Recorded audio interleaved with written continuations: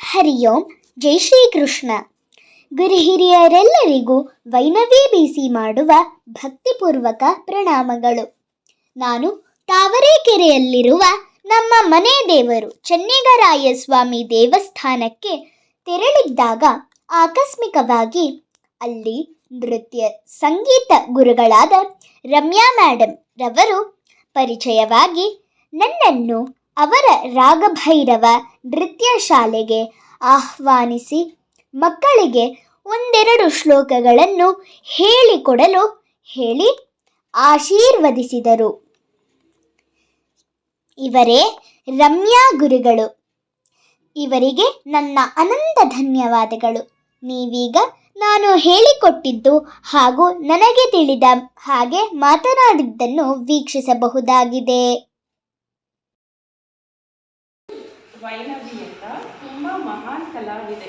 ಇವರು ವೇದ ಪಠಣಗಳನ್ನಾಗಿರ್ಬೋದು, ಶ್ಲೋಕಗಳನ್ನಾಗಿರ್ಬೋದು ತುಂಬ ಸ್ಪಷ್ಟವಾಗಿ ಉಚ್ಚಾರಣ ಶುದ್ಧವಾಗಿ ಇವರು ಪಠಣೆಯನ್ನು ಮಾಡ್ತಾರೆ. ನೂರಾರು ಕಡೆ ಪ್ರೋಗ್ರಾಮ್ನ ಕೊಟ್ಟು ತುಂಬ ಅವಾರ್ಡ್ಸ್ಗಳನ್ನ ನಾವು ಹೇಳಿಸೋಕ್ಕೆ ಆಗೋದಿಲ್ಲ, ಲೆಕ್ಕ ಇಂದಷ್ಟು ಅವಾರ್ಡ್ಗಳನ್ನ ಇವರು ಗಳಿಸ್ಕೊಂಡಿದ್ದಾರೆ.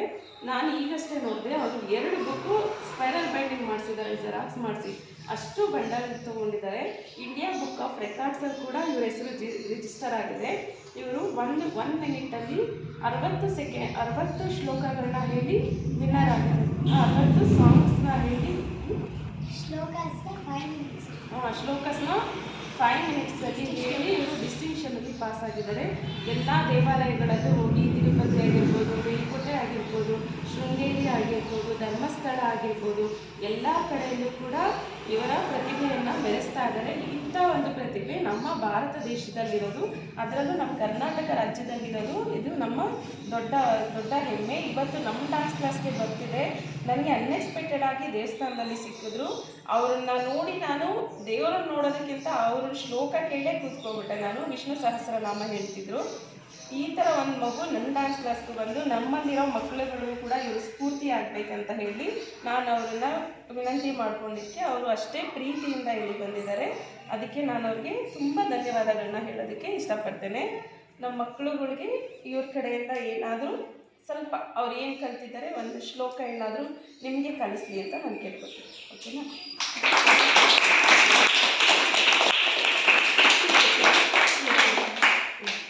ನನ್ನ ಹೆಸರು ವೈನವಿ ಬಿಸಿ ಅಂತ. ನಾನು ಇವಾಗ 3rd ಸ್ಟ್ಯಾಂಡರ್ಡ್ ಓದ್ತಾ ಇದ್ದೀನಿ, 3ನೇ ತರಗತಿ.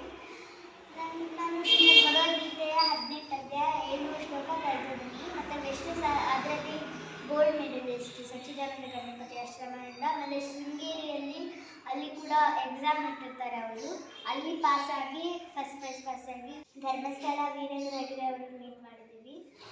ಆಮೇಲೆ ಇವಾಗ ಕಮ್ಮಿಂಗ್ 23ನೇ ತಾರೀಕು ನಾವು ಮೇಲ್ಕೋಟೆಗೆ ಹೋಗ್ಬೇಕು. ಅಲ್ಲಿ ರಾಷ್ಟ್ರೀಯ ಮಟ್ಟದ್ದು ಒಂದು ಕಾಂಪಿಟೇಷನ್ ಇದೆ. ಸೊ ಇದೆಲ್ಲ ಇದೆಲ್ಲ ಮಾಡಿದ್ದೀನಿ ಮತ್ತು ಮಾಡಬೇಕು, ನಾನು ಕಲಿಬೇಕು. ಮತ್ತು ನಾನು ಇವಾಗ ನಿಮಗೆ ಒಂದು ಶ್ಲೋಕ ಕಲಿಸೋಕ್ಕೆ ಇಷ್ಟಪಡ್ತೀನಿ. ಭಗವದ್ಗೀತೆಯಲ್ಲೇ ಪ್ರಥಮ ಅಧ್ಯಾಯಕ್ಕೆ ಪ್ರಥಮ ಶ್ಲೋಕ ಅಂದರೆ ಫಸ್ಟ್ ಚಾಪ್ಟರ್ ಫಸ್ಟ್ ಶ್ಲೋಕ.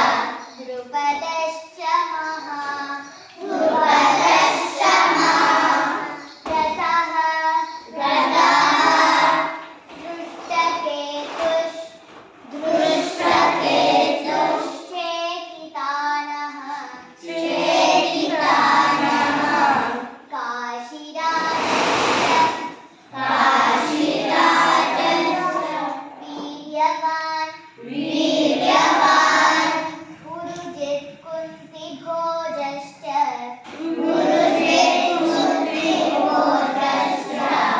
शैभ्यश्च नरपुङ्गवः ॐ तत्सदिति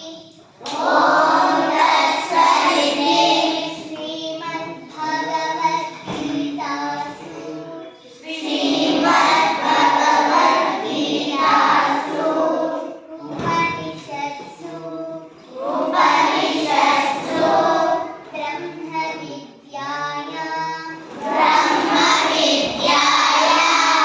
योगशास्त्रे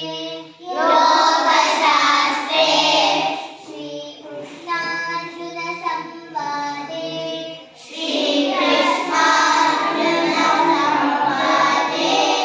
अर्जुन विषाद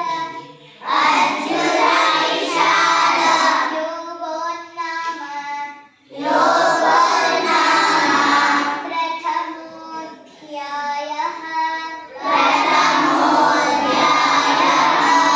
सर्वं श्री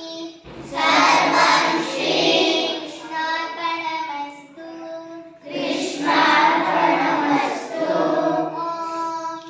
ॐ शान्ति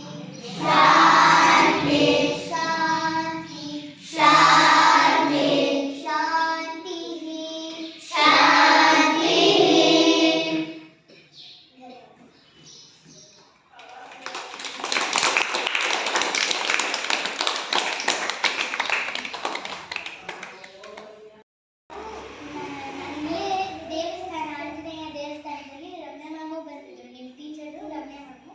ಅವರು ಅಲ್ಲಿಗೆ ಬಂದಿದ್ರು.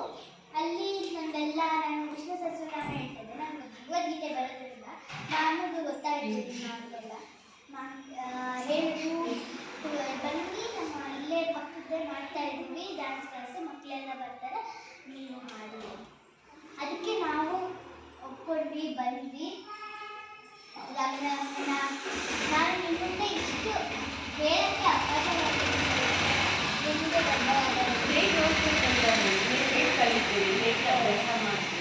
ನಾನು ಏನೂ ಇಲ್ಲ. ನಂಗೆ ಈಸಿ ಮೆಥಡ್ ಅಂದರೆ ನಾವು ಶ್ಲೋಕಸ್ ಕಲಿಬೋದು. ಎಷ್ಟು 10 ಶ್ಲೋಕ ಒಂದಿನ ಕಾಲ ಕಲಿಬೋದು.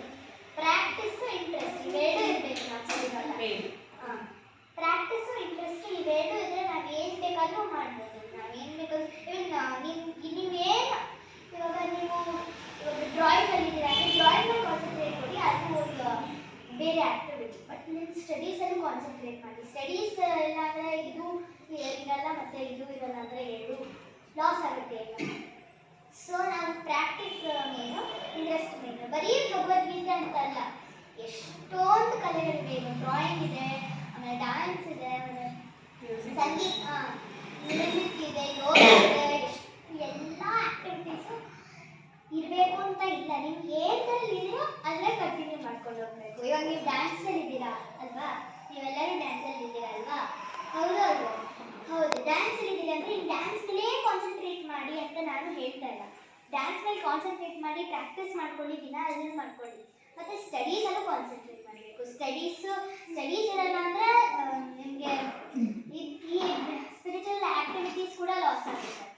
ಸೊ ಅದಕ್ಕೋಸ್ಕರ ಸ್ಟಡೀಸು ಇರಬೇಕು. ಅದ್ರ ಜೊತೆಗೆ ನಿಮ್ಮ ಡಾನ್ಸ್ ಇರಲಿ, ನೀವು ಏನು ಕಲೆದಲ್ಲಿ ಇರ್ತೀರೋ ಅದು ಪ್ರಾಕ್ಟೀಸ್ ಮಾಡ್ಕೊತಾ ಇರಬೇಕು. Practice and interest is the main thing ನಮ್ಗೆ ಬೇಕಾಗುತ್ತೆ, ಏನೇ ಕಲಿಬೇಕು ಅಂತ.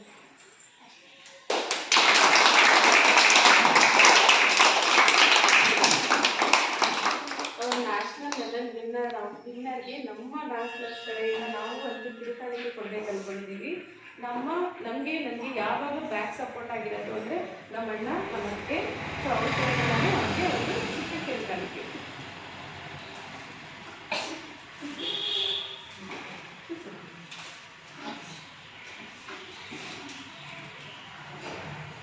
ಅವರು ಈ ವಯಸ್ಸಿಗೆ ಎಷ್ಟೆಲ್ಲ ಅಚೀವ್ ಮಾಡಿದ್ದಾರೆ ಅಂದರೆ